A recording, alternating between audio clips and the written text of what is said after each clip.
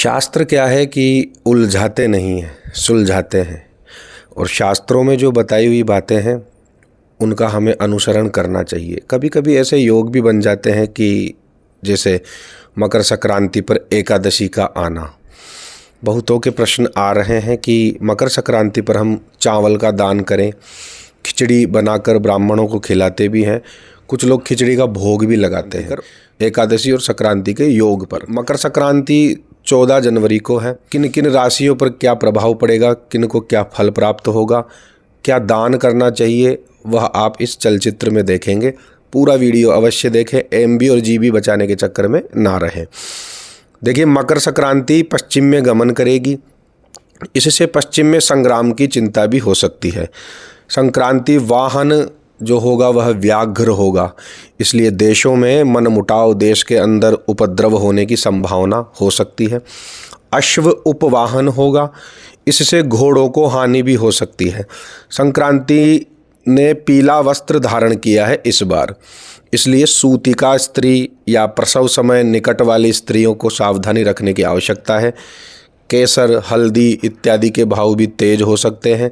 संक्रांति में मेष राशि के लिए रोग की संभावना, वृष राशि के लिए धन प्राप्ति की संभावना, मिथुन राशि के लिए वित्त लाभ हो सकता है, कर्क राशि के लिए कार्य क्षति की संभावना, सिंह राशि के लिए उदर पीड़ा की संभावना, कन्या राशि के लिए धन लाभ हो सकता है, तुला राशि के लिए भी धन नाश हो सकता है, वृश्चिक राशि के लिए उत्तम भोजन प्राप्त होना, धनु राशि के लिए शोक चिंता की संभावना हो सकती है।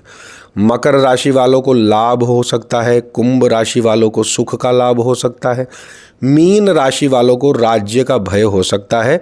अब संक्रांति के दिन ब्राह्मणों को ऊनी कपड़े का दान, तिल का दान, गुड़ का दान, दक्षिणा दान और अपनी शक्ति सामर्थ्य अनुसार स्वर्ण का दान भी आप कर सकते हैं। यह सभी राशियों के लिए है, सभी राशि वाले कर सकते हैं। मुख्य रूप से जो व्यापारी होते हैं और जो धर्मार्थ के लिए करते हैं, परोपकारी हैं, उन सभी को श्रद्धा से ब्राह्मणों को पंचांग भी देना चाहिए। संक्रांति का पुण्य काल वह माना जाता है जिस समय संक्रांति का प्रवेश हो। तो दिन में 3:07 पर संक्रांति का प्रवेश हो रहा है, तो उस समय दान का विशेष फल प्राप्त होता है। वैसे कोई समस्या नहीं है, आप संपूर्ण दिन भी दान कर सकते हैं।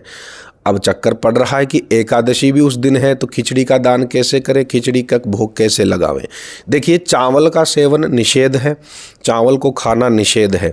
एकादशी हो या फिर कोई सा भी योग हो, कोई सा भी पर्व हो, त्यौहार हो, उस दिन अन्न एकादशी के दिन नहीं खाना चाहिए।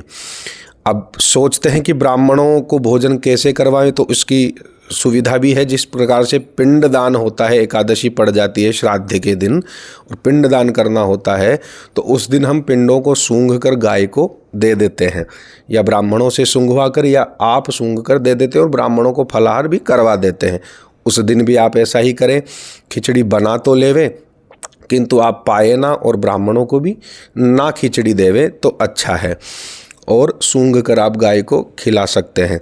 अब चक्कर है कि चावल के जो प्रधान देवता है वह चंद्रमा है, क्योंकि चंद्रमा जल तत्व से है और चावल में जल तत्व की मात्रा अधिक पाई जाती है। जल तत्व में जब चावल जल में घुलता है तो द्रवीभूत हो जाता है, द्रवीभूत होने की क्षमता होती है चावल में।